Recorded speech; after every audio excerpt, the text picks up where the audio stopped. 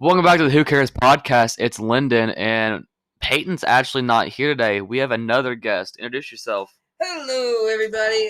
My name is Michael, or AKA LilFuzz13 or Fuzzball1337 via Twitter. And I'm here to talk about plug your stuff, dude. Yeah, it was just pull out everything. Plug your stuff.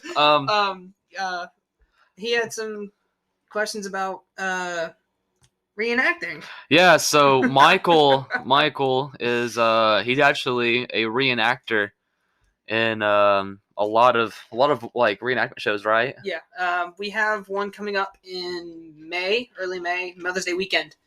May 6th to May 8th. Yeah, and World War II reenactments.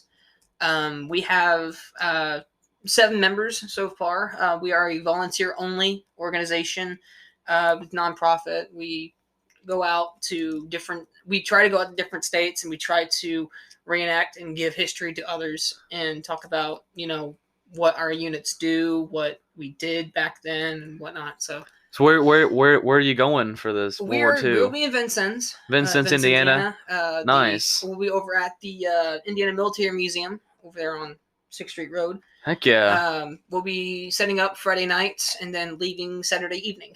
Sunday evening. Well, before we get into that, the drink of the night. Oh. So I got a Lipton iced peach tea, and what do you got, Michael? I got the Coca-Cola Starlight limited edition. Yeah, that's starting that new Coca-Cola Starlight. It's actually really good. It's really good. Mm-hmm. I've only had one, and I mean, it was all right. I don't drink pop. Yeah, I got you. So I got you. I mean, I like to try new flavors of like Cokes or Mountain Dews or stuff like that. Just just to get that flavor. I like it. It says I like how on it says space flavored. Space flavored. Like they've captured like the essence of a star and put it in a Coke. Yeah. Which I don't. If I first tried it, I was at work, I was on my break. I was like, this seems new, and they had only the zero sugars. The zero sugars. Yeah, they had the zero sugar one, and so I'm like, yeah. Was that bad? They taste the same to me. It just tastes the same, just with no sugar. That's all it really tastes like to me. That whenever I do drink pop, I usually do no sugars. Yeah, they have zero sugar of this. Of the Starlight. And they have something else. I can't remember the other one. Well, I know they have like regular Coke Zero, like no sugar. Yeah, they have Coke Zero, and those don't taste bad. Oh yeah, I never really had those. I've only had one because my dad had like a 6-pack in his truck. Yeah. And I was like, I'm really thirsty, so I grabbed it and drank it. Yeah. So I'm like, really when you're thirsty, and I'm like, when you're thirsty, you gotta drink. You gotta drink, right? Yeah. But so let's focus on your reenacting. So how long have you been doing it for? I've been doing this now for 3 years. 3 years. 3 years in May. So how'd you get started in it? Isaiah. Our friend Isaiah. He got me into it because he's with the 84th Division Reenactment and 84th Infantry Division Reenacted, and they're based all over from Michigan, Illinois, Indiana, Kentucky, Ohio, you name it. They're mainly based in Ohio. Really? But they go to these events here in Indiana, Kentucky, sometimes in Illinois. Really depends. We went to. Back in 2019, we went to Lockport, Illinois, which is about a 5-hour drive from Bicknell, Indiana. Nice. And we stayed the night that weekend. I got a funny story. It was the second night we were camped out. It was Saturday night. We just got done with the battles.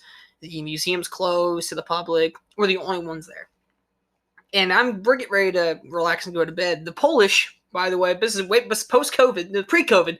Everybody was all over the world coming over here. We had maybe 150 reenactors show up. Oh, wow. We had maybe 50 Germans, 25 British, 25 Polish, and 50 Americans. And we had a really good turnout. They nitpicked me particularly because I didn't have the correct boots. They were what we call stitch Nazis. Who was nitpicking you? LHRA. They are the Reenactment Association over in Illinois. They're not really associated with LHR here in Indiana. There are 2 different associations with reenacting. I don't really know a whole lot of information about it, but as far as I know, we're with the LHR. No, LHR is up in Illinois. LHRA is what we're sponsored with. So you got nitpicked because you didn't have the right boots? I didn't have the correct boots, no. For like your army, like for the uniform, period? For the uniform. Period. What we have what's called safety and authenticity, where they look over your uniform to make sure you're wearing the right stuff and ammunition. So you're properly showing off the right battle attire. Yeah, essentially during that war. During World War II. What I reenact, what division I'm in, we're with the 2nd Armored 41st Infantry. Mm-hmm. If you guys have ever seen the movie Fury, we are the guys behind the tank. I'm bad at movies. Yeah. So we are the guys that follow the tank in the battle, or we're flanking around it. We're at the sides, or we can't be in front because it's driving. But we're either behind it or to the sides, giving it basically cover fire. Oh, so you're basically me in Battlefield. Essentially. In Battlefield, I'm a sniper. I stand on top of a building and start popping people off. I usually, me and my friends, we cater to one friend who's always driving the tank. Right. But, no, that's cool. Yeah. So, whenever you get into reenacting, do you get to, choose an army for yourself? Like, what armor do you want to be? Like I said, Isaiah did the 84th Division. Yeah. He did that first. And then our CO from Bicknell, his name's Zach, he's a staff sergeant. He wasn't in the military or anything. It's just his rank in in the company. Okay. Or what we like to call just a small squad. Because we have about 7 to 8 people in our unit who tend to show up every so event. His name's Zach, a staff sergeant. Trying to think. He talked to Isaiah his first event at the military museum, and he's like, "You can get all this for free, and you can just stay the night in one of my pup tents, use my rifles instead of using a fake click." He was using a fake M1 Garand. Yeah. And then Isaiah reached out to Zach, and they started talking, and they got me into it, and that's how. Wait, so you guys are actually using real guns? Real rifles, real guns. Yep. Oh wow! I actually have an old rifle that was made in the 60s. It's a 1903 A3. It was made in the 60s in California. Oh wow! The bayonet lug was cut off during production because of the laws of California back then. And so some guy, I went to show of shows this past year in Kentucky, in Louisville, and I went out, bought the rifle, came back, and then Zach looked at it a little bit. It's a good beater gun. And then I looked at it, I fired live ammunition, and the, what was it? If I can think of the word. The handguard. The front handguard came completely off the top of the rifle. Oh my god. And the front band went forward. And because there's so much recoil, but since it's a 30 caliber weapon, so much recoil, the wood went forward and pretty much with that top handguard off. So, and I was talking to Zach about it, and I was like, "Hey, can you fix this for me?" He goes, "Yeah, sure. Only for a price. I spent $175 fixing it to fix what was wrong with it. Yeah, to get a new bayonet lug, to get the right screws, to get the new handguard, new stock." Now, whenever you reenact, do you have on your bayonets? Is it the tri-tip? Or is no, it the 1903 has a particular just one bayonet knife. It's like a combat knife essentially, but you stick it on the end of your barrel. Well, because I remember earlier wars they used to have the broader bayonets. Yeah. That got put in the Geneva Convention. Yeah, we don't. Yeah, those aren't. No, those aren't allowed. No, those aren't allowed. But even the bayonets, I have what's called a M1928 haversack, what we call the diaper bag, because it folded in like a diaper. I have a sheath for my bayonet because you can't really stick a fake bayonet on there and actually hand-to-hand combat. You should you should just get a real bayonet. And that's what I have. Make it a real war. That's what I have is a real bayonet, but it always stays sheathed in my my sheath that I have on my pack. And I have an original 1944 dated 1944 or 46 wool blanket that's into the bag. Oh wow. This camera that I have that I brought with me. You guys can't see it unfortunately. But this is a 1953 Argus 35mm camera. You guys can probably just look it up on Google if you're really curious. Yeah. But this is what they actually used during World War II, Korea. Vietnam. No, is it functional? Yeah, it's functional. I actually have pictures right here that I took out of it. Yeah, we apologize in advance. But yeah, it's all okay. The pictures are in black and white. Yep. But they look awesome. Yeah, I took those pictures in September of 21. In 21. Yep. So during COVID, how did that affect your reenacting? All of our events got canceled. Our first event we went in 2020 was a Vietnam event over in Fort Harrison, Indianapolis. We went there and we dressed as the Allied U.S. We had no VC. It was just mainly a mock patrol or as fake battle scenarios, because at Fort Harrison we couldn't shoot because it's a local residence of elderly and everything else. You're going to trigger their PTSD. Yeah. But what's weird is that in January, we're allowed to shoot there. We're allowed to shoot blanks there in January, earlier that year. We were allowed to. And then, the reason why we didn't in September 20 was because we didn't have any VC.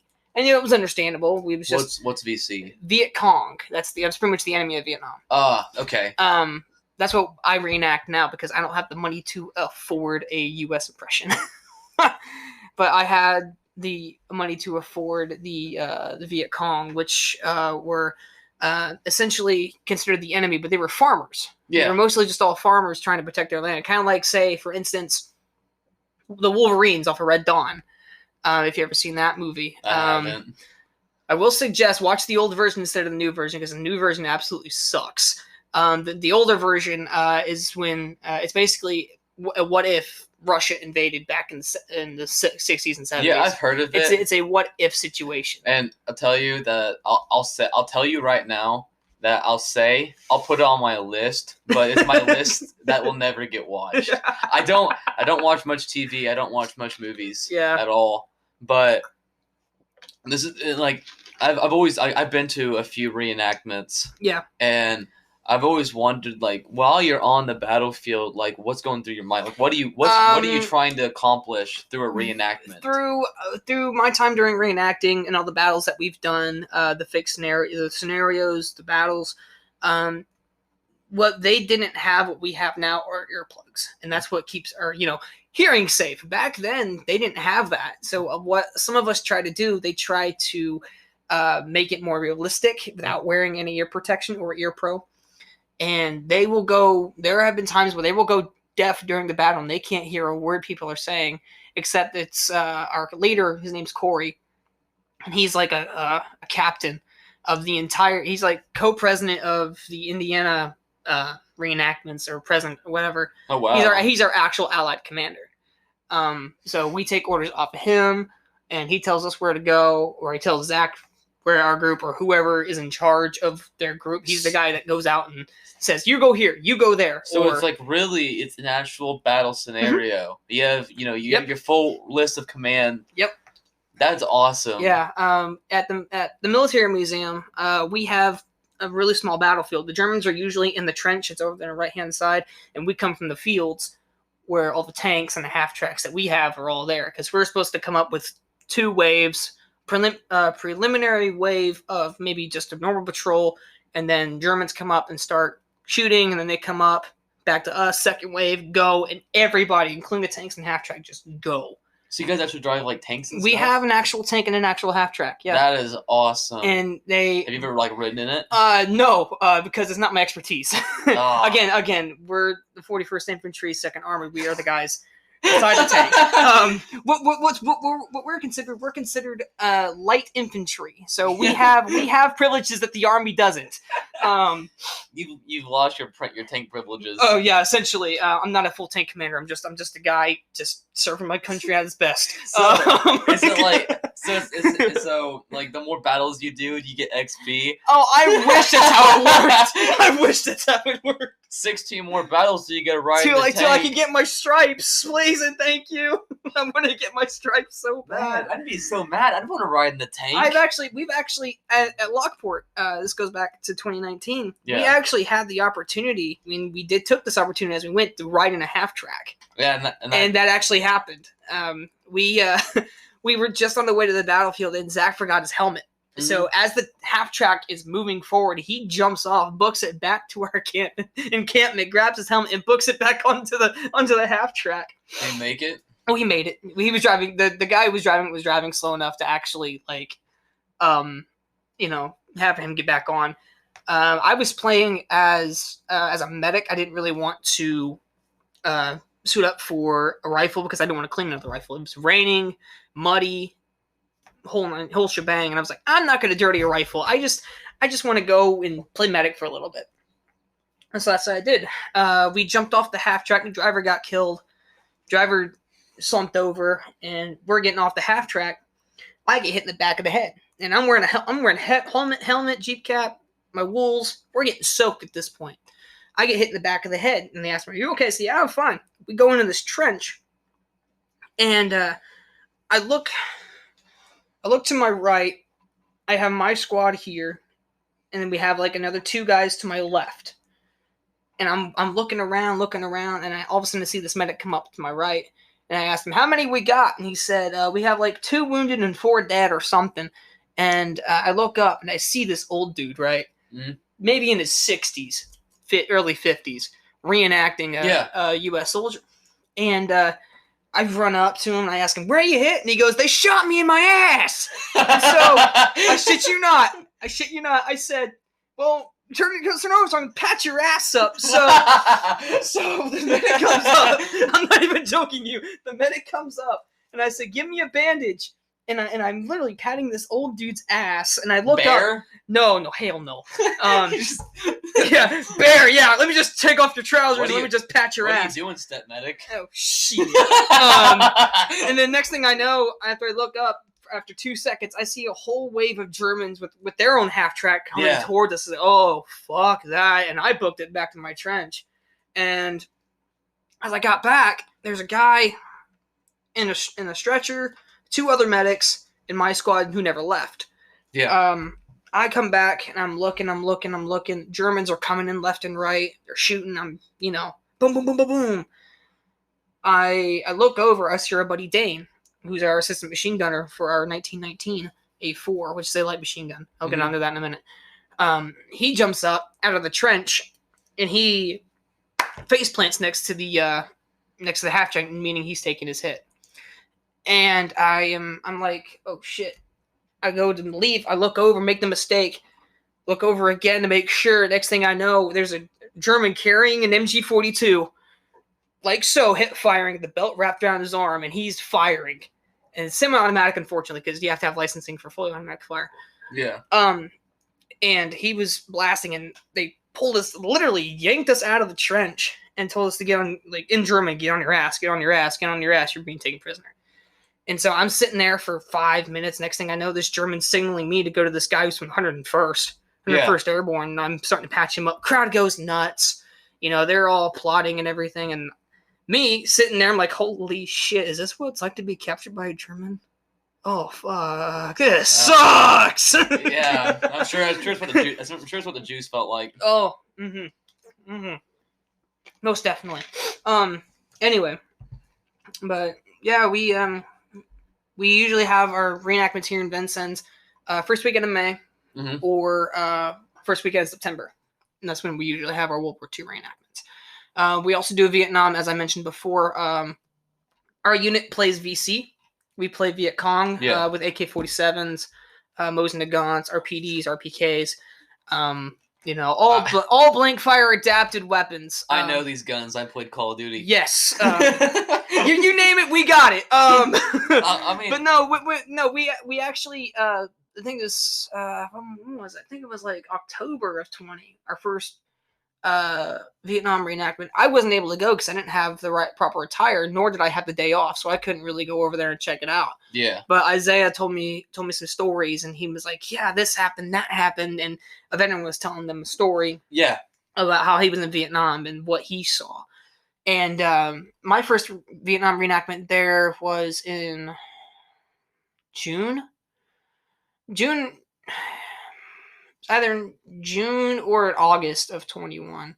And we actually had an actual Huey that was made in the 60s actually fly over and drop off GIs. Really? Mm-hmm. We had guys drop off, and we just captured this guy this pilot in an orange jumpsuit. And their objective was to get the pilot. Our objective was to take him and torture him.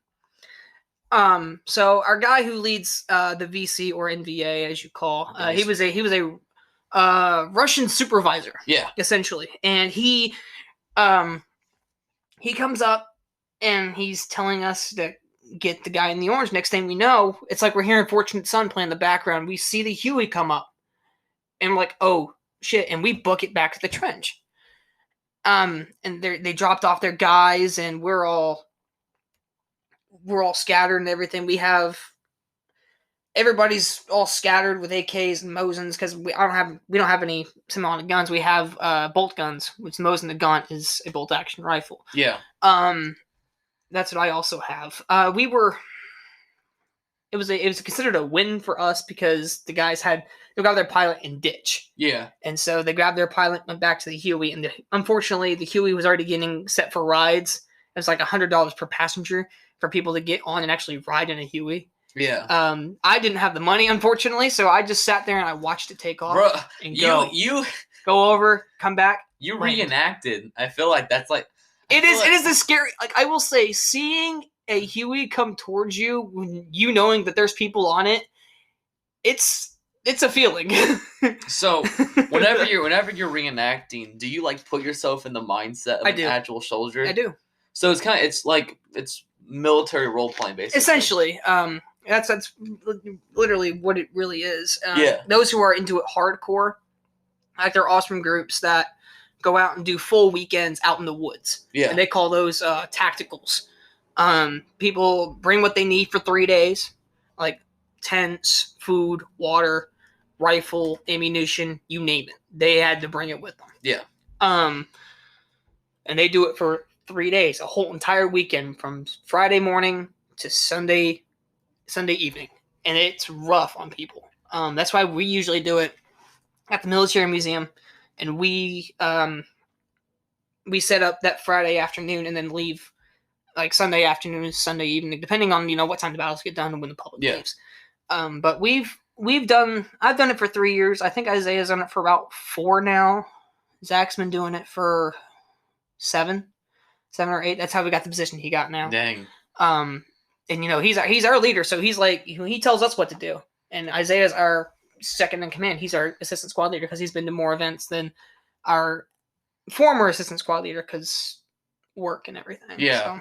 So whenever you're on the battlefield and you're taking commands, right? Like, what's the process of I'm shooting? Do you actually get hit by something? No. That's airsoft. Yeah. But with blank fire weapons, essentially what it is, you have to be a certain feet. It's what we call an MED or minimum engagement distance. Yeah. You have to be, you can't go past 15 feet, 20 feet in front of the barrel. Yeah. Because there's a shot or a wave of powder that goes out of the barrel and it shows the flash and all this and that. Usually what happens is, say you're 150 feet away or you're 100 feet away and say you're shooting at each other, and you look each other dead in the eye and you pull the trigger, like say one pulls the trigger before the other, you see that flash, you're okay. So yeah. it's an honor code essentially. It's Fort Harrison. There was a German up on one of the hills, and I took my 1903 and I seen him. Thankfully, I was far away from everybody who didn't get hit by the blast radius of the blank. Yeah. And I pulled my trigger. I reloaded. Did he not take his hit? Pulled the trigger again, reloaded, and I waved at him to make sure, hey, buddy, I shot first. And he put his helmet up, and he pretty much went down from there. Oh. But it does take a minute for some reenactors to like get into the mindset of an actual soldier. Yeah. But for me, I feel like I am in the mindset of a soldier, of what they went through back then, early 44, mid 44, late 45. We're coming into Germany and we're, kicking the Axis. We're like, driving them out. Yeah. That's the mindset you get. So is it kind of like a homage thing to the soldiers? Yeah, we do it. We do it to honor those. We do Yeah. it to honor those who have served, and we do it to keep the history alive. That's why we all reenact. That's why I do reenacting. That's why a lot of people do reenacting. We do it to keep the history alive. We do it for the people who have served. We do it for pretty much anybody who's been overseas or anybody who served with the armed forces. That's why we do it. Now, do you know anybody who served in the army that reenacts? There are some people. There was a guy at Fort Harrison this past event. He said, "Don't call me sir," which indicated that he was either a private or no, he was actually an NCO or a lance or a corporal or whatever. He was actually an NCO, and we actually called him staff sergeant. But we don't really, our unit doesn't have really a chain of command yet. We don't have enough people for that. But once we get like maybe 16, 20 people, then we'll start having a chain of command. That's just kind of how we do it. We have certain groups, like say we have a machine gunner squad. We have our riflemen. We have our squad leaders is what we have. Our main gunner is Isaiah, and our assistant gunner is Dane. They both fired the 1919 A4, which was a water-cooled light machine gun, and it was during World War II where it got manufactured, and it was by Mr. John Moses Browning. What they do is it's a two-man squad. The gunner carries the tripod while the assistant gunner carries the gun. This gun is 30 pounds of steel. So it's real guns. They're real weapons. Yeah. Real steel weapons. But we have to put blank adapters on them to make sure they fire blank. Because if you don't have the blank adapter on, you have to cycle each round you fire. Yeah. And there was one instance where they fired the 1919 A4, and Corey said, covering fire, they went through 4 belts of 308s, which is what the caliber of the gun takes. They went through 4 belts of 100 rounds each, and then the gun jammed. And when Zach was cleaning it, it took him like 3 weeks just to get the gun cleaned because how many rounds they burned through, and it is a hassle, especially with that gun in particular. See, like you said, like an honor system for death. Like whenever you see 400 shots being shot. Oh, trust me, those Germans knew they were getting hit by a machine gun. They know because either they're hiding a trench or they're too stupid to peek and actually take a hit. There are actually some Germans that don't honor that code, and they actually stay in the back of the trench, and they don't want to fight. Yeah. So we have to go into the trench and actually dig those guys out. Well, I mean that's pretty accurate to that's what we did. The war, whenever the Americans were coming in, trench warfare was World War II. That was World War II. World War I was more trench warfare, and World War II was more of an urban combat setting. Yeah. That's what Fort Harrison is to us. It's more of an urban combat. It's our Battle of the Bulge. It's our Bastogne, essentially. Yeah. Whereas the military museum is more like a skirmish. Yeah. More or less, what would happen in a battle scenario. What would happen in, like, say, late 44 or late 43, on how the Americans would come in and take Germans prisoner, or just talk. We talk about our history, and we talk about what they would have done or what they were supposed to do or this and that or whatever. Yeah, I absolutely love seeing. I remember I've gone a few times, and I've always loved seeing the sportsmanship out there. Yeah, it's just a bunch of guys doing what they love. Yeah, all coming together. Sharing that history and remembering the soldiers that served during that time. But like the best part of like reenactments is definitely the vendors. Oh yes, that's where I get most of my blanks and or part of the uniform. There have been a few instances where, like, say in the middle of, like, after the battle scenario, and we're getting done, and we need blanks, or we need something to help complete the uniform. We go over to the vendors and we just purchase off of them. So that's kind of what we do. So how much does it cost on average for, let's just say, you're wanting to get into it as basic as possible. As basic as possible. My uniform in particular costed about $150. Well, just to get the pants and the shirt and the boots and the little leggings we wear. The gear, on the other hand, I spent an extra $75 to $80 on just the gear alone. It's not too bad. No, I mean, you're spending $200 on a uniform essentially. But for me, I mean, most people. I mean, you can go out and play baseball and spend $300 on like a bat or something. Bat, gloves, socks, legging. You spend $300-$400 to just go play baseball, but like you can go shoot fake guns. You can go shoot real guns and just fire blank, just do blank fire. Yeah, basically, like I said, role play like you're in the military for a day for a little over $200. Mm-hmm. But so now that you said you've been doing it for 3 years, how, if you don't mind, I may ask it, how much have you spent? Do you want including the rifle and ammunition? Yeah. Or do you want? Okay. Because let's see. I think I'm now up to about $500-$600. That's still not too bad. It's not too bad. No. But there have been instances where we've had people come in and ask, how long did it take for you to get your uniform? How long did it take for you to get into this hobby? How long did it take for you to get this specific item?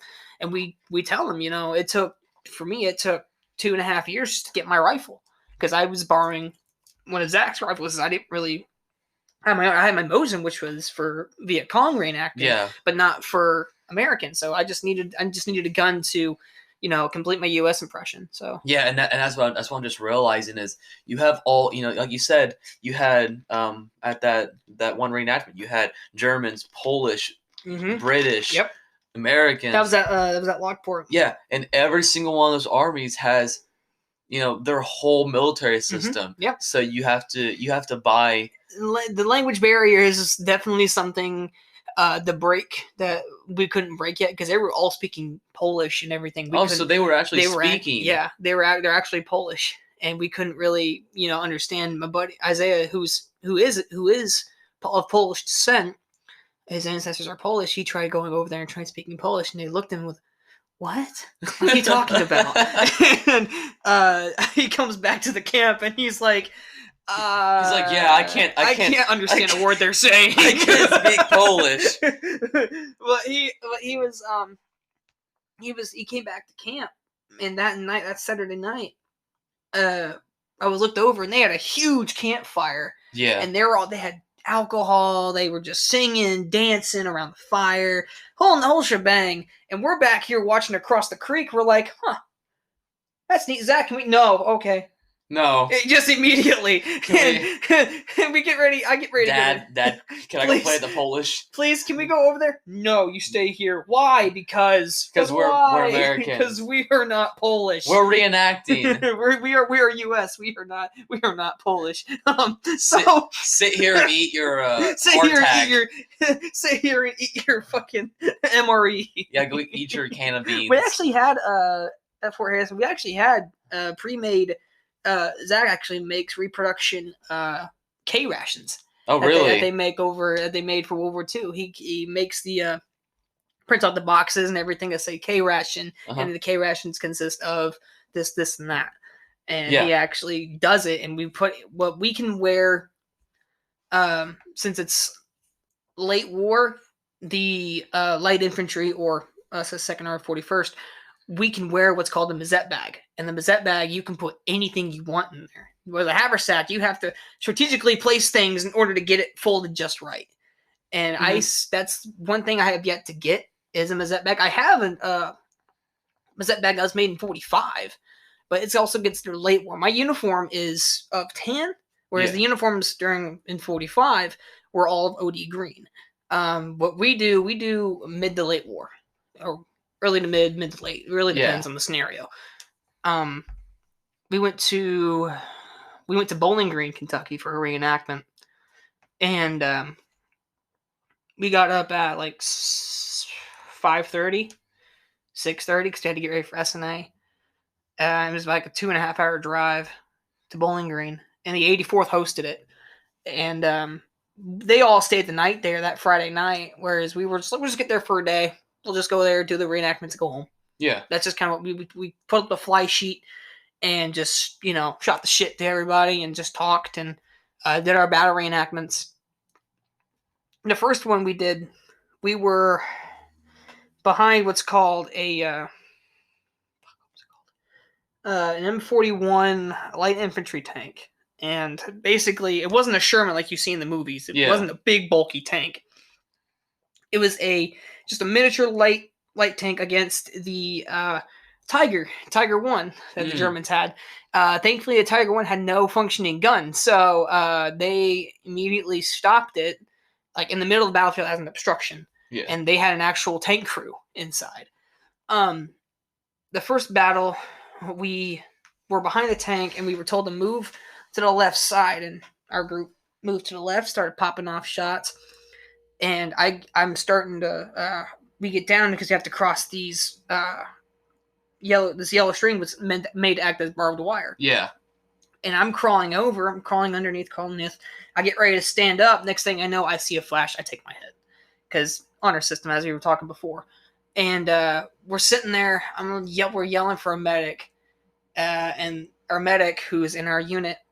We have two. We have one that's an actual doctor, an actual nurse, and we have one that's not old enough to carry a rifle. Yeah. He was like, I think he's like 12 or 14 years old, and he's out on the battlefield. And he comes up. He's about my height too.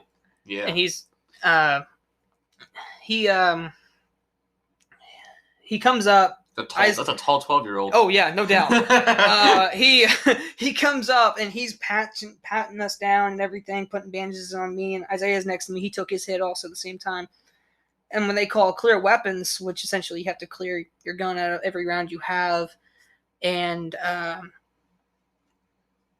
they realize the aftermath, talk to the crowd, and that whole thing. I get up. I have the rope tied to my T-handle shovel, which is across from the pack, and then you have your shovel, your mess tin, and the pack itself. Yeah. The rope was tied around my shovel, and I'm like, what the hell's behind me? Oh, Jesus Christ! Yeah, can you get this off? And he yanked it off, and I'm like, yeah, I feel bad for him. I'm just gonna walk back to camp, and I walked back to camp. I was like, this sucks. I'm done. I undid my cartridge belt, and I'm like, dude, this sucks. Just dragging around barbed wire.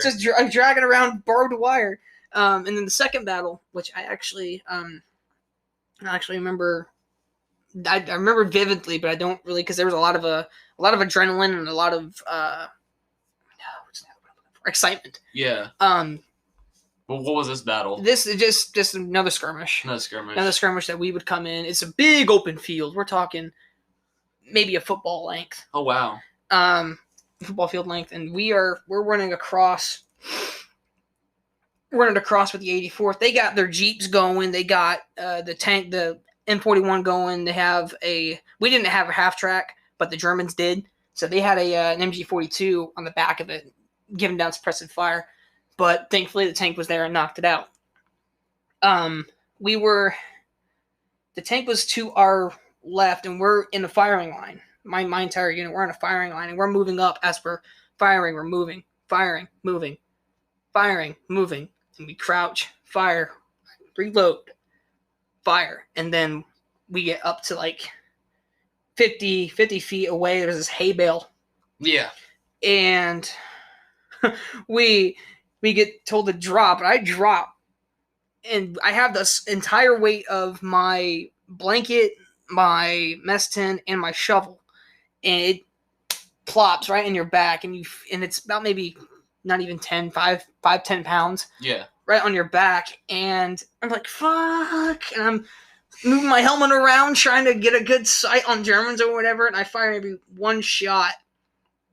And I reload. And then we get, hey, go move to that hay bale. And we're like, oh, shit. Okay, so we book it to the hay bale. I think we have like 40 Americans.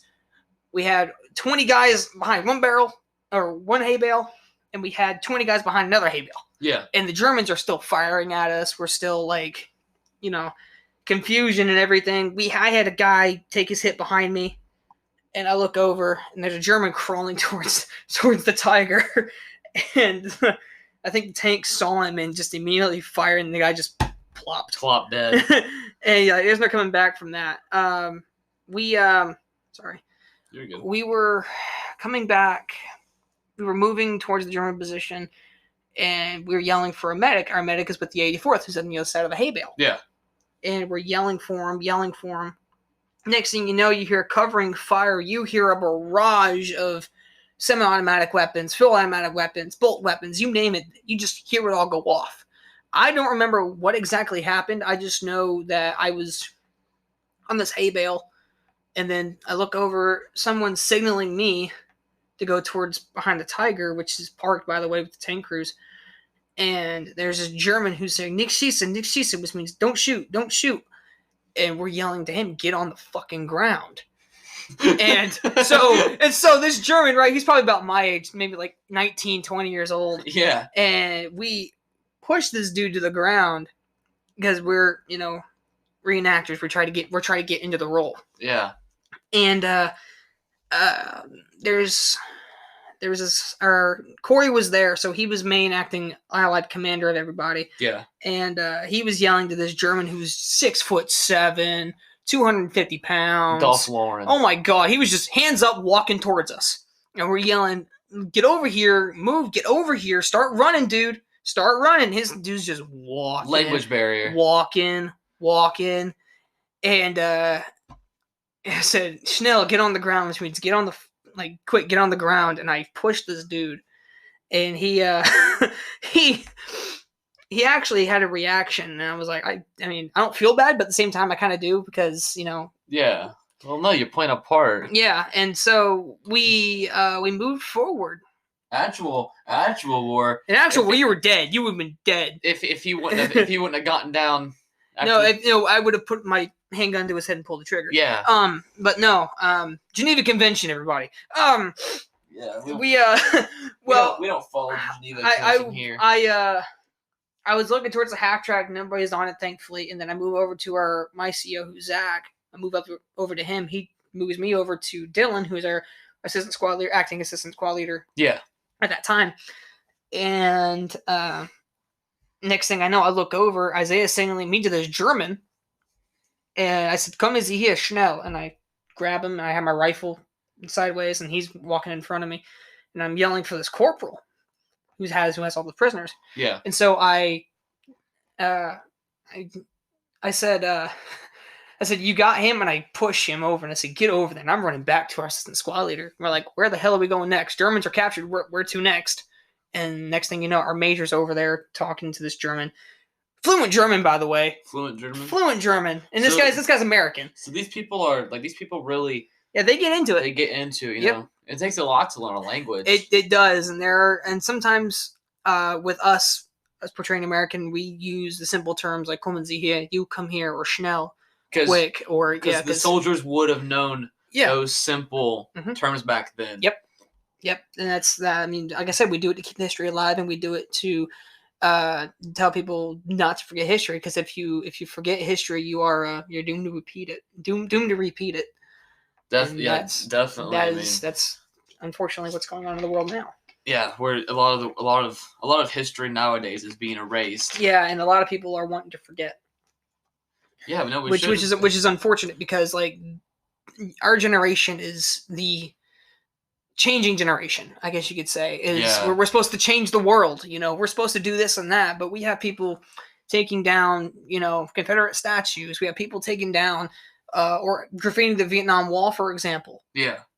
And a lot of our generation wants to forget that. They don't want to learn about the Civil War. They don't want to learn about the Revolutionary War. It's not, and we're not saying that, the things that happened during those times were good things. They're awful things. Yeah, they were. Racism was awful. What we did in Vietnam was awful. Yeah, but we also did it for a economical sequence as well. JFK was actually the first president to put troops on the ground, and then after his assassination, we had LBJ, Lyndon B. Johnson, go over and put more troops over there. Yeah, and the war lasted for 10 years. Yeah, because we put so many troops on the ground, and that's why we built the Vietnam Wall. That's why we reenact. We do it to keep history alive. Yeah, that's why we do it. And at our one of our Vietnam events, we had a Vietnam veteran come up to one of us, and one of our fellow VC was portraying NVA, wearing the exact uniform that they wore, whole 9 yards. See, rifle in hand, and the guy. I don't know how. I would not want to be in that situation where a guy that literally. Yeah. He has killed Vietnam. Yeah. He's killed Viet Cong. Yeah. He actually went there and said, I would be. I wouldn't know what to do if I was sitting there in his enemy's outfit. There was a guy, this Vietnam vet looked at one of our guys who portrayed NVA, just gave him a cold, dead stare. Cold, as cold as you can be. And sorry. We're good. It just gave him a death stare of he wanted to strangle him and he wanted to do all these things to him, but then like he snapped out of it and he realized where he was at and then went on with his day. It was really odd, and it's really weird getting glances like that, especially when you're up on top of a hill and with your encampment. Yeah. And we have these Vietnam vets come up and they're looking over at our stuff, like our AK-47s, our all the machine guns, our bolt guns. They're all looking at him. They're like, "Yep," and they're talking about their time in Vietnam and what they served, what they did. Yeah. And all this and that. So it's an honor to reenact, but it's also how do I say this? I feel wrong for portraying the enemy, but at the same time, like nobody else does it. So who else is to portray the enemy if nobody else will? If that makes sense. Yeah.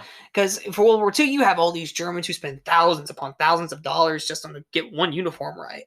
Whereas VC, you can go out and buy like black pajamas. Go to the Rule King. Yeah, but no, go over to the Shrubs place that's over there, as soon as you cross the bridge on the right. There's like black pajamas. It's all the farmers wore black pajamas, and they did the Ho Chi Minh Trail, and they fought off a lot of the U.S. Marines and Army as well. But the NVA is what we actually fought. The Viet Cong were just the Viet Cong, like I said, were more farmers than actual army. They didn't follow anything. That's why we don't know who's friend or foe. That's why Vietnam was a shit show, was because we didn't know who was friend or foe. That's one of the reasons why we lost, even in Iraq. What happened this past year? Yeah, we don't know who's friend or foe. That's why we pulled out, and that's why we have what we have today. It is a fun hobby, and it is something that I thoroughly enjoy doing, and it's been a part of me for 3 years now. Hopefully, here's many more. I mean, personally, I would love to do one. It is I will say setting up is a bitch, because setting up on a Friday afternoon and then going against like the wind, setting up your tents is a pain in the ass, because Zach just bought the officer's tent, and his first time setting up was in Danville, Illinois, was my first ever reenactment. Yeah. And in Danville, happens every year. We set up our tents, and we, cozy in for the night. Yeah. And it rains early in the morning. So you have canvas curling up from the rain. Yeah. And he was looking at his posts and everything. Okay, and he's doing a mental note when he needs to change on his tent, doing mental notes, and he eventually gets to it. So you're not camping with like Ozark Trail tents. Hell no. We are camping with actual canvas, original canvas that was used during the war. Wow. Yep. My pup tent was actually Korean. It was used during the Korean War, made in 52 or 53. Usually what we do for reenactments, we either use reproductions or originals. Like the camera, for instance, it's an original. It could have been used during Vietnam. It could have been used during, Korea. It could have been used whenever. Or he just sat in some old dude's basement and he just wanted to get rid of it. We don't really know. But this has some historical. That's what I'm looking for. Historical remembrance to the item. Anything that's original that's on my kit is the T-handle shovel, which is 1917 dated, and the mess tin, which is a 1944 dated. Everything else is reproduction. So Yeah, there's a lot of people who go for the originals and actually wear the originals. My pants were actually original made in 44, and I had to get them resized twice. Because I was back in 19, I was really scrawny, and it was actually fit me just fine. And then over the years, as I moved out, started getting a little tight, so I had to go to my mom and be like, "Hey, can you fix this real quick for me?" We all know the pain of it. Yeah, it's getting a little tight. And went out, got fixed, and now I have pants that actually fit me. The uniform was really easy to grab because sometimes even at the vendors they have the uniforms out there in different pieces. I've seen like full I saw a German officer outfit. Mm-hmm. There's a full cap. I see everything. I actually saw a full Russian uniform for $20. Original, no reproduction. Sorry, reproduction for $20. And I was like, I just got cleared from broken back, so I couldn't really buy anything. I was out for 6 weeks, and I couldn't really get anything. So I'm like, I really want it and do Russian. I really want to. $20? Yeah, and I didn't have the money for it. And as soon as I saw an ATM, I went and checked my bank account. I had $40 left. I was like, do I do it? No, I need to save. And so I had to.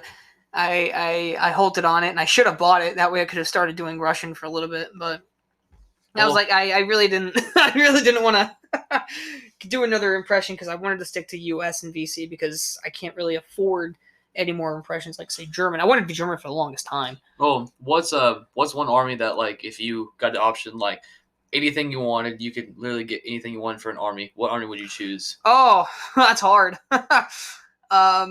Depends on what kind of army it is, what nation we're talking about. Well, like you're. Oh, okay. Okay. Your dream, like you're like I want to do this. If I had the mentality and the physicality for the armed forces, I'd either go into the Air Force or I go into the Army.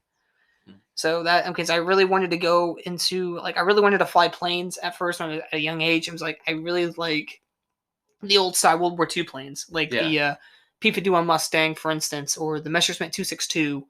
Or the P-40 Warhawk, for example. Yeah. I really like the old style World War II planes, and that's what I would want to fly. I wouldn't want to fly. Now, the only good plane I probably actually, if it's a fighter jet, would be the F-22 Raptor. I'm sorry, because like the F-16 fine, the F-14 is fine, but the F-22 is just that just right stealth level plane where it can be under somebody's radar, do a strafing run, and go home. Mm-hmm. So that's what plane I want to fly. But if I were to fly something that's period correct for World War II, it'd be the P-51 Mustang because it's got 6 feet to caliber machine guns. Actually tore through armor like nobody's business. But yeah, that's what I would pick. So like out of all of your battle, because you've been doing it for 3 years, so you've done countless reenactments. Oh yeah. What's been your favorite? Oh, that's hard to do. That's hard to consider because I have two, Lockport and Bowling Green, Lockport, Illinois, and Bowling Green, Kentucky. Those have been my two favorite ones. So many stories from Lockport, so many stories from Bowling Green. Yeah, I liked the story you told from Bowling Green a lot. Yeah. That was really cool. The one in Lockport, we were just getting ready. This is one from Lockport. We were just getting ready for bed, and it's a Saturday evening. We had a German out of nowhere. I'm just sitting. I didn't see this. I was just sitting, relaxing in my tent, getting ready to fall asleep. Next thing I know, I hear Isaiah, "The Germans are coming." What are you on about? Okay. The Germans are here. Okay, what? Paul Revere, calm down. So I went over. And I spent maybe 15 minutes after the fact. And I'm like, what the hell are you yelling about? And he goes, the Germans were here. Apparently the guy pointed, Zach was already asleep. He pointed his MP40 and he just did a little search around the tent and just went off to the 101st Airborne and just started chatting with the 101st guys. Nice. And the Airborne, I'm sorry to say, but some of the Airborne just don't know how to take their hit because sometimes you put on a pair of jump boots and, whatever you earn for Airborne, you are invincible essentially. Because the Airborne is what essentially saved us in World War II. It's what saved a lot of people because they were the first people who dropped behind enemy lines before the Army and before the Navy because they went out and they jumped behind enemy lines. And if it weren't for them, we wouldn't have D-Day, we wouldn't have all these other things that would have happened back in World War II if it weren't for the 101st Airborne. So a lot of the guys who do 101st like to not take their hit. But some guys, I do respect, some guys actually do take their hit and they're yelling for, like, their mothers are yelling for a medic. They actually like to get into that. Yeah, get into the honor system. But for us as Second Armored, we try to take our hits as late as the battle as possible or in the middle of the battle. Because I took my hit early in the battle as the second wave's coming up. I took my hit early. It was pouring down rain. It was actually starting to sprinkle. And I'm like, I really don't want to go any further, so I'll just die here. So I laid back, and I was yelling for a medic. And Penny, who is our medic, bandaged me up. And I sat there for 15 minutes getting sprayed on by rain, waiting for them to clear weapons, waiting for them to yell, all right, scenario's over. You can go unpack your things and go home. It's Saturday. It's a Sunday, by the way. Yeah. It's a Sunday. I'm getting drenched, and I'm wearing wool.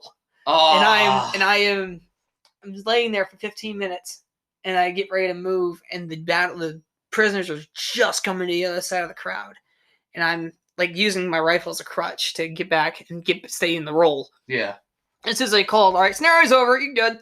All right, and I cleared my gun, went back, and made sure my stuff was packed because we packed up before it started raining. And it was the quickest we've ever packed up. Like, it took us 15 minutes. 10-15 minutes. Well, to get it done. When you're in the rain, it kind of helps. No, this is before the rain started. Oh, That's like maybe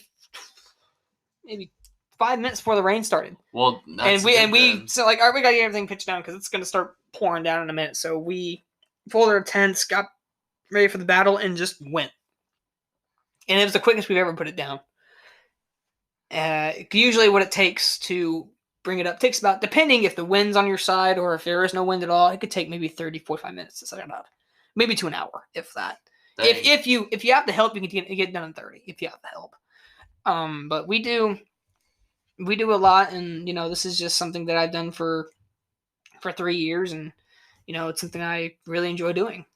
Well, I'll say that after sitting here for an hour talking to you about it, I definitely want to get my hand in it. Yeah. Even if it's just a one-time thing, say, hey, I did this. Yeah, because did it for experience. I'm big on just trying new things, right, in life, because that's what life is about. Yeah. We're always trying to. You spend every day, just trying to do something. You're always working towards a goal, and I would love to say. I've been in a reenactment. I did that before. Yeah, I did it one time. Yeah, when I first started reenacting, I was like maybe 14. I was playing as a former civilian over at the Rendezvous. Yeah, and I was like maybe 9-10 years old. No, 11. I was like 11 or 12 years old, and I reenacted over at the as a farmhand over wherever, and I stayed in an actual tent. And the first time ever doing a reenactment, getting behind the scenes of what they do or how they do it. And I was like, I really want to do this at some point. I don't know what I do. And then 2018, Isaiah got it through Zach, and then got it to me. So now we actually got two. We have Corbin Arthur, who is our newest member, one of our newest members, and Nolan, who is our 12-year-old, 13-year-old medic. And they are, like I said, reenacting's fun. It's a fun hobby, but it's very expensive. To get just to get the correct stuff you need, whether if it's a reproduction or original, you got to find the right stuff. You've never heard of Warhammer? Oh, I have. I've heard of Warhammer, but I've never actually played it. Yeah. Oh, no kidding. Yeah. I think I've spent $700. Holy Jesus! Wow. Yeah. And some of my friends, they have spent, I think, probably over 1,000. Holy 2,000. Jesus! But but trust me, I understand by expensive. Yeah. No, I understand what you mean by expensive though, because I am a person of finer things. Yeah. I like to go out to eat and spend $80 on fancy food. That's fair enough.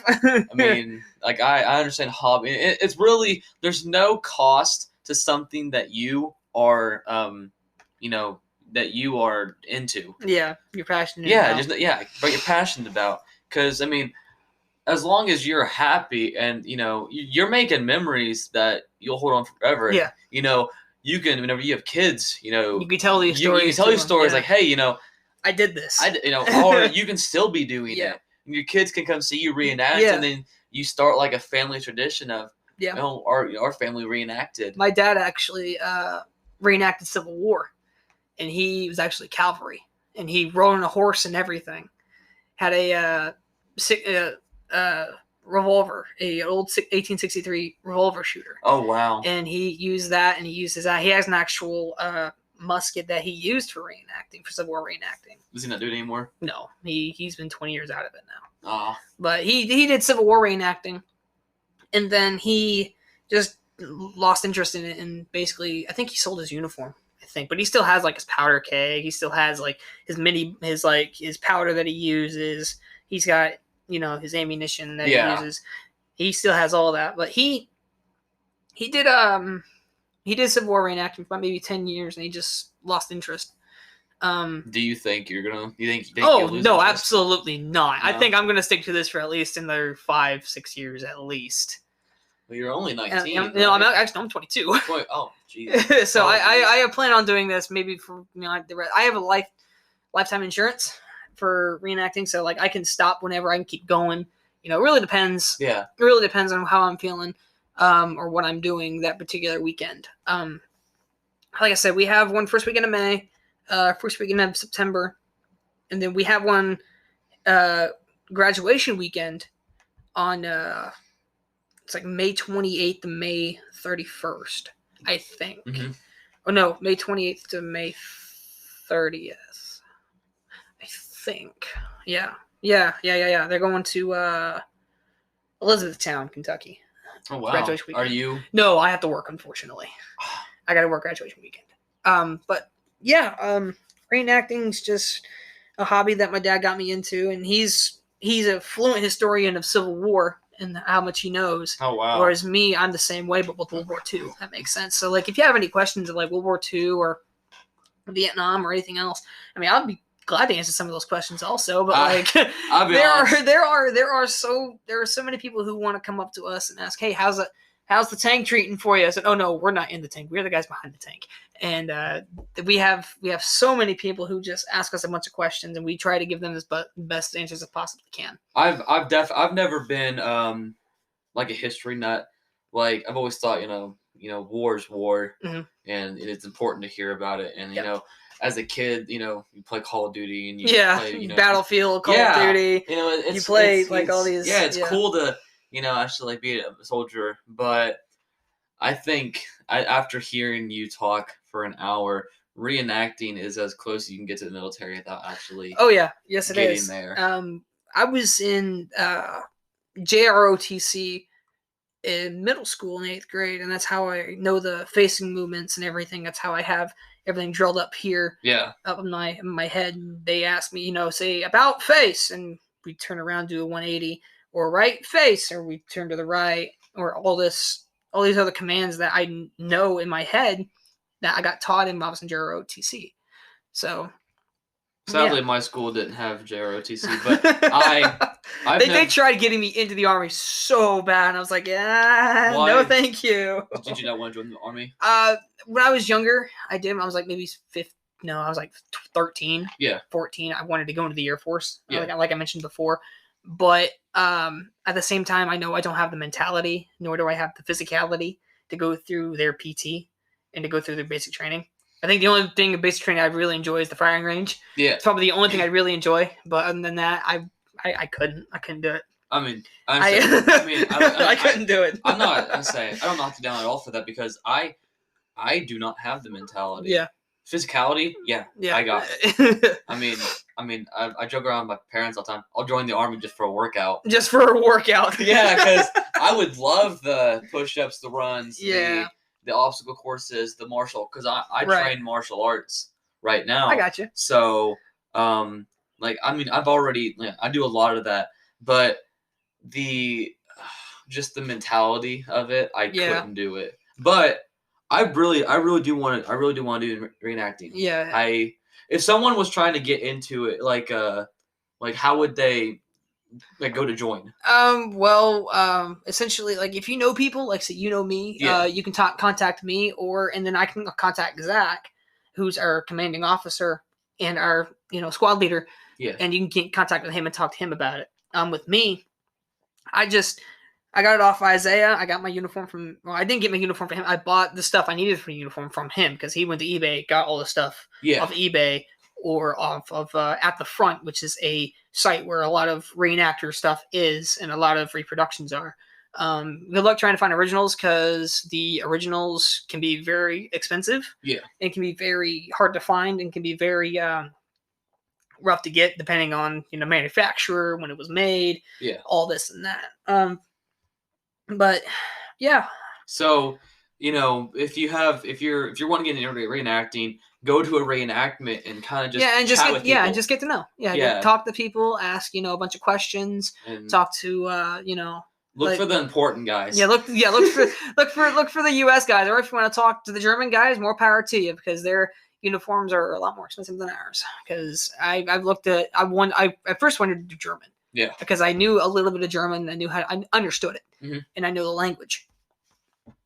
And then I saw the amount for the uniform. Like, say, a full German uniform kit and all would cost you about $1,500, $2,000, just to play German for that's 3 times a year, 2 times a year. And I'm like, no, I'd rather spend the $250 on my U.S. impression. I'd rather go to Goodwill and get my Viet Cong. Get the WC impression. Well, there have been instances where we have actually had a guy go over to Goodwill and actually get long black pants and a long black T-shirt, and he had I think he had a satchel. Yeah. And that's all he brought with him. He didn't have a rifle, nothing. That's all he brought with him. With me, I have my Mosin, which is a bolt-action Russian weapon, and I have a Russian belt. Yeah. With a gas mask bag dangling on the side. I got a canteen. I got a Polish combat knife, and I got ear protection in one little flap, and like bandages and that flap. And I have 3 pouches full of ammunition, and these pouches carry about 15 rounds of each stripper clip. So you have 15, 30, 45 rounds of ammunition to fire at your will or fire whenever you like, whenever you need to. That ammo is now starting to get hard to find, and I can't find any of it, unfortunately. Oh no! So, thanks, Biden. Anyway. Well, we have really appreciated you having on the podcast. No problem, dude. Anytime. And thanks for coming out and talking to us. Yeah. And I wish Peyton could have been here because we would have went on for an extra hour or 2. Yeah, you guys. I'm not much of a history nut. Yeah. And so I played the games, the shooting games. But yeah, it's I enjoy listening to someone talk about what they're passionate about. Yeah. And I can tell that you have a lot of passion for reenacting, and you hold it hold it dear to your heart. Mm-hmm. And that's really awesome. It's the same thing with music too. Like I'm into music as well, and being passionate about that for years and years and years. Yeah. Being happy about it, and then going out to a recording session and actually getting it down. Just really. There's a different vibe you get when you actually get behind the microphone and actually start recording. And it is like, oh shit, I'm actually doing this. Yeah, and that same thing can be applied to your reenactment. Like, I'm actually on the battlefield. I'm in a half track. Yeah, I'm behind a live tank that's driving. Yeah. I'm in the full outfit. I have the gun in my hand. Yeah. It's loaded. Yeah, see what we do before we go on the field. We make sure our rifles are not like there's nothing in the chamber. Yeah. We make sure they're on their safety setting or whatever. Mm-hmm. We make sure nothing is loaded before you go out in the field because you don't want to blow someone's head off essentially because we're so close to each other getting ready to go into the fight. Yeah. So we put it on.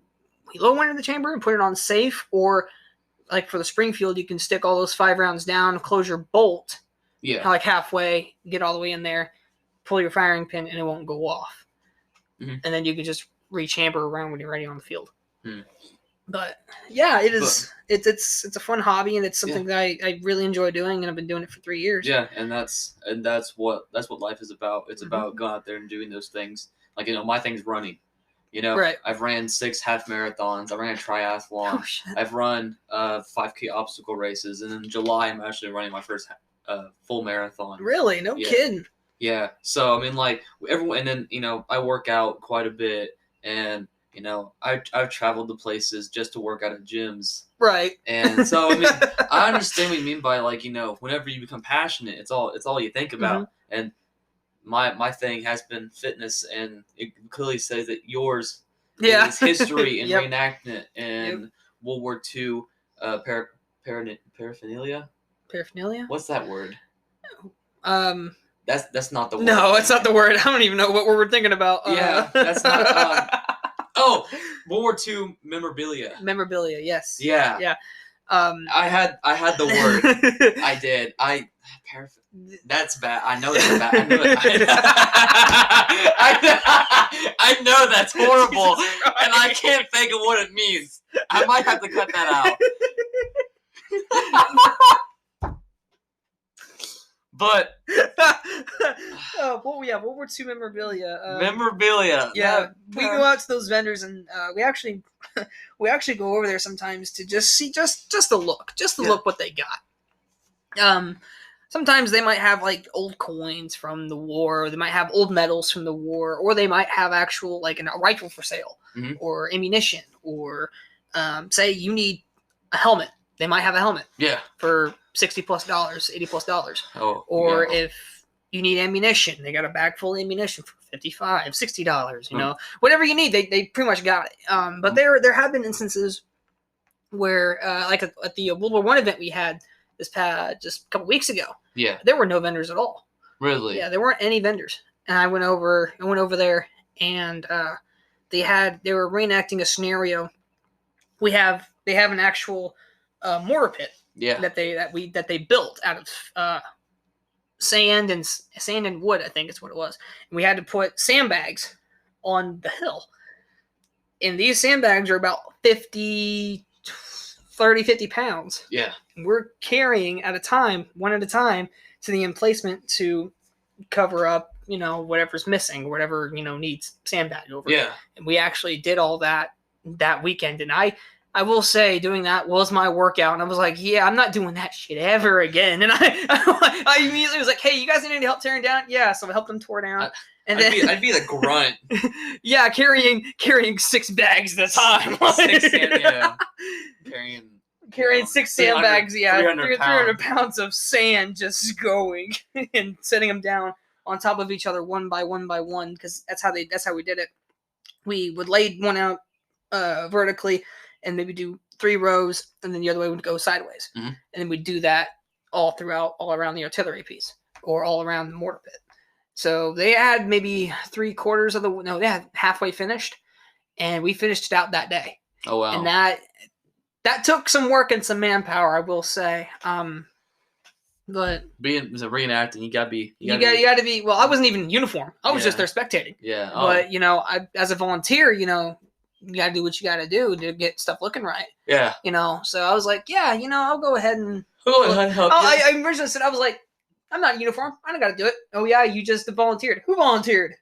Who volunteered me? And I look over, Isaiah's pointing directly at me. Son of a bitch. Yeah. So I'm wearing a hoodie. I'm wearing jeans. I'm ready for, cold weather. As soon as you said who volunteered me, I thought, oh yeah, our buddy I looked Isaiah. over, and he's smirking. He's in uniform and smiling. I'm like, dude, are you shitting me? And he goes, come on, let's get the lifting, get the filling. I was like, you gotta be fucking kidding me. So I'm opening these sandbags, and he's taking his original T-handle shovel and putting in the bags until I got about halfway, 3/4 full, and then we'd lift them.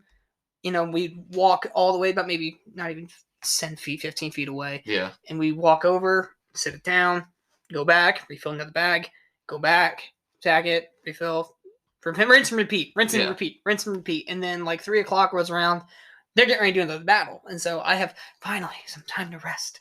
15 minutes later, the battle's over. all right, let's get back. You fucking kidding me? I just sat down. Yeah, you gotta put the bag back. So they're shoveling, they're putting sand in, and we go back and do it, and it's just, it was a workout. I will say, we actually had in the first battle of World War One, switching topics, in the first battle of World War, they actually had a biplane fly over Really? and do a strafing run, That's awesome. and it was flying like real low level. We're talking treetop level. Maybe a little further down across the battlefield. Now, how do they reenact that where it's? Well, it's just going across the field. It's not really hitting anybody. Oh, It's just doing a strafing run across. If you're in the shadow, you're dead.